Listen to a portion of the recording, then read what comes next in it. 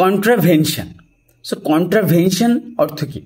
কন্ট্রাভেনশন হচ্ছে লঙ্ঘন আর বিরোধিতা। তো a violation of a law or rule. Okay, একটা এক্সাম্পল দেখে নিই। যেমন রয়েছে his actions were in contravention of company policy. বলছে his actions were in contravention of company policy, অর্থাৎ তার কাজগুলো কোম্পানির নীতিমালার লঙ্ঘন ছিল। ওকে,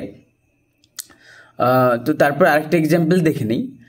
building the structure without permission is a contravention of the ল।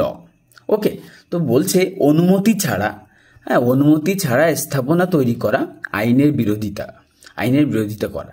তাহলে বোঝা গেছে? তাহলে কন্ট্রাভেনশন বলতে লঙ্ঘন বা বিরোধিতা করা বোঝাচ্ছে। তো এর সিনোনিমস দেখে নিই কয়েকটা। সিনোনিমসের ভেতরে রয়েছে ভায়োলেশন, ভায়োলেশন বলতে পারি।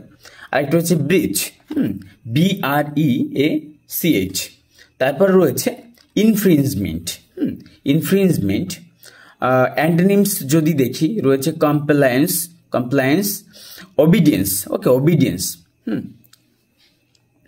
আরেকটা ওয়ার্ড দেখি কনফেস, দেখি কনফেস অর্থাৎ স্বীকার করা কোনো কিছু। To admit something often are wrongdoing, or to admit something. Admit অর্থাৎ স্বীকার করা। একটা এক্সাম্পল দেখে নিই তাহলে। He finally confessed to stealing the money. Okay, বলছে he finally confessed to stealing the money. এর বাংলা যদি বলি তাহলে হচ্ছে সে অবশেষে টাকা চুরি করার কথা স্বীকার করলো। ওকে, তো তারপর রয়েছে আরেকটা এক্সাম্পল দেখব, she confessed her love for him. Okay, অর্থাৎ সে তার প্রতি ভালোবাসার কথা স্বীকার করেছিল। Okay, she confessed her love for him. Synonyms যদি বলি কনফেসের, সেটা হচ্ছে থাকবে অ্যাডমিট, অ্যাকনলেজ, রিভিল।